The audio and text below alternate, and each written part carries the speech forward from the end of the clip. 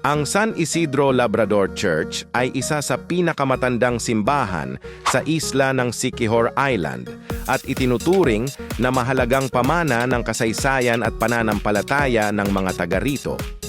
Itinayo noong ika-19 na siglo, ang simbahan ay alay kay San Isidro Labrador, ang patron ng mga magsasaka, na sumasalamin sa simpleng pamumuhay at agrikultural na ugat ng komunidad. Kilalang-kilala ang simbahan dahil sa kakaibang arkitektura nito na gawa sa coral stones at kahoy na matibay na nakatayo sa paglipas ng panahon.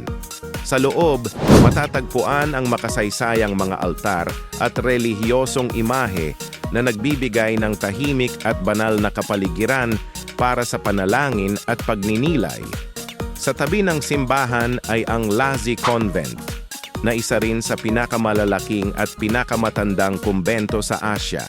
Ang dalawang estrukturang ito ay patunay ng malalim na impluwensya ng mga Kastila sa kultura at relihiyon ng isla.